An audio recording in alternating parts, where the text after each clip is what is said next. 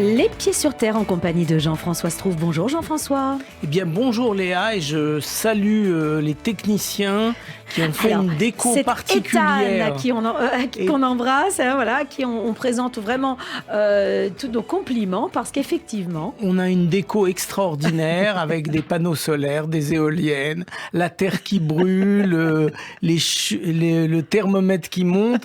Donc ça illustre vraiment très bien tous les enjeux de cette émission, tous les sujets que nous traitons. Donc merci Ethan. En tout cas, ça a le mérite de montrer à quel point c'est une vision globale de le climat. Quand on parle de climat, de biodiversité, d'environnement général, tout est lié.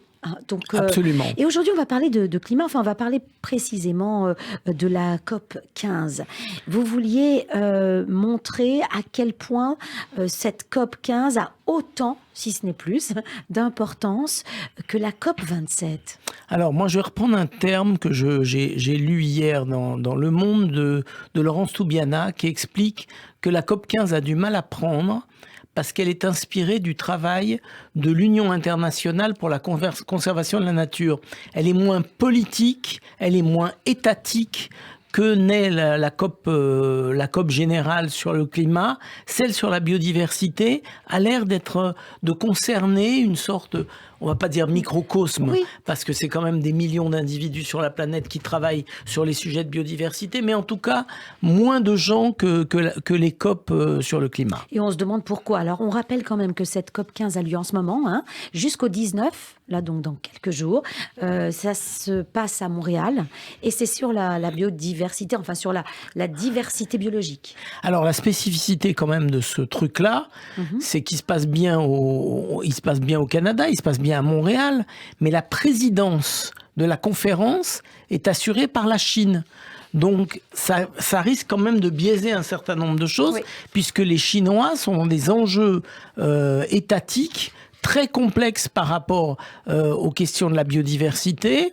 Il est quand même pas anodin, par exemple, quand on parle de biodiversité, de savoir qu'il n'y a plus un seul panda en liberté en Chine, que ce ne sont que des pandas dans des zones surveillées par les services biologiques du pays. Alors, mais il n'y a plus de pandas en liberté.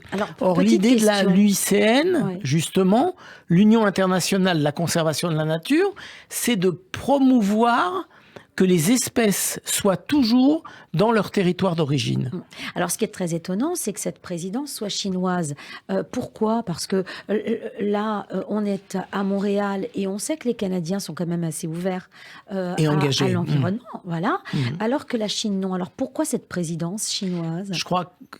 Alors pourquoi la Coupe du Monde a lieu au Qatar, ouais, dans un pays miné par là. On sait qu'elle a été attribuée, cette Coupe du Monde, par la corruption, que des milliers d'ouvriers sont morts pour construire les stades. On sait que ce pays réalise en plein désert des trucs qui contribuent largement au dérèglement climatique, et pourtant ça a été attribué. Donc je pense qu'il y a des histoires de pression politique.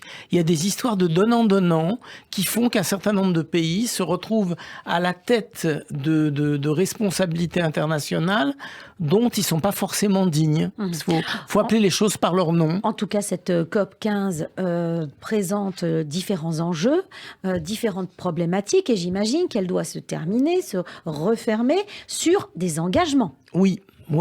Mais il faut quand même bien savoir qu'à partir du moment où les engagements qui sont pris par les dirigeants sur place, alors qu'il y a quasiment zéro chef d'État ou de gouvernement qui suit avec la régularité nécessaire cette COP 15, on peut s'inquiéter de la non prise en compte des véritables enjeux. On parle de 42 000 espèces en danger sur la planète.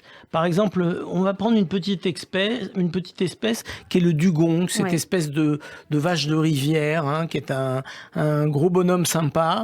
Et l'ormeau, par exemple, risque l'extinction, tandis que 44% des coquillages de la planète sont menacés. Alors, ce sont des nouvelles données, parce qu'au départ, l'UICN s'occupait essentiellement des animaux, d'abord des animaux un peu structurés, puis ensuite s'est intéressé aux plantes, et commence à s'intéresser à des espèces qui ont l'air moins emblématiques, mais qui comptent, puisque tout est une question d'équilibre dans les écosystèmes.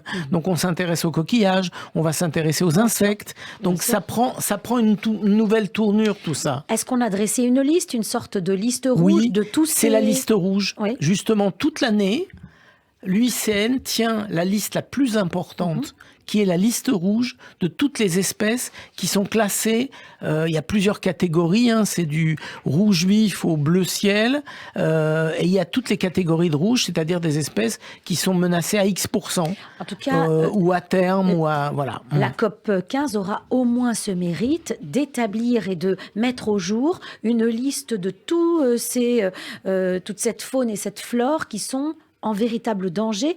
Donc, c'est les vraies menaces de la biodiversité qui sont présentées lors de cette Absolument, COP15. c'est les travaux de la COP 15, et pas seulement les énumérer, mais trouver des mesures pour les protéger, essayer de rétablir des habitats. Or, on sait que quand on détruit l'habitat, on touche à la protection du climat. Donc, il n'y a pas d'enjeu climatique sans biodiversité. Alors, je pourrais le répéter 1000 fois. Bien sûr. Tous ceux qui pensent que le climat n'a rien à voir avec la biodiversité se trompent. Il n'y a pas d'enjeu climatique, il n'y a pas de réflexion sur la lutte contre le dérèglement climatique sans la prise en compte absolue de la biodiversité. Ce que vous voulez dire, c'est que lutter contre le dérèglement climatique, c'est aussi lutter contre la biodiversité et inversement. Et inversement, c'est-à-dire que si on fait l'impasse sur la biodiversité, sur les menaces de la biodiversité sur la planète, on affaiblit le combat contre le dérèglement climatique. Ce sont presque les mêmes mesures. Ce qu'il faudrait, c'est établir des mesures connexes, une liste de priorités dans les mesures aussi à prendre. Et avoir une vision globale et stratégique de toutes les questions liées à l'environnement, sans exception, pour qu'on parle de tout ce qui touche à l'environnement. Alors, vous vouliez parler d'un homme, Yvon Chouinard, vous en parlez parfois dans cette émission, parce que c'est un homme engagé et il a écrit une lettre. Alors, moi, je suis toujours très admiratif. Ça fait un paquet d'années que j'admire l'œuvre d'Yvon Chouinard. Et là, il a compris que les gens n'avaient pas très bien suivi tout ce qui s'était passé avec le don de Patagonia à différentes associations pour la défense de l'environnement. Et donc, il s'explique et il rappelle un truc qui est très émouvant. Il dit « J'avais jamais souhaité devenir un entrepreneur. J'ai débuté en tant qu'artisan et je fabriquais du matériel d'escalade pour mes amis et pour moi-même. Et brusquement, je me retrouve à la tête d'un empire avec des vêtements, de la nourriture, parce que c'est un homme qui évolue avec son temps, qui observe les grandes polémiques, qui observe les grandes problématiques de son temps. Alors, si on a une petite seconde, cette phrase qui est très importante. Pour Patagonia, une des options était de vendre à la société et de donner l'intégralité de l'argent généré par la vente. Ceci n'offrait aucune garantie sur le maintien de nos valeurs ou le maintien de nos équipes autour du monde, parce que Patagonia, en ayant changé de main, garde quand même un objet social très précis de contribuer à l'environnement et aussi au social. Donc il faut se renseigner. Donc c'est très important parce que il voulait pas qu'un seul salarié soit licencié du fait de la vente. Donc tout ça, messieurs et mesdames les chefs d'entreprise, regardez bien le modèle que constitue cet homme et cette société, et sur le plan environnemental, et sur le plan financier, et sur le plan social. Jean-François, vous avez moins d'une minute pour nous parler des enfants et de leur volonté d'aller en justice.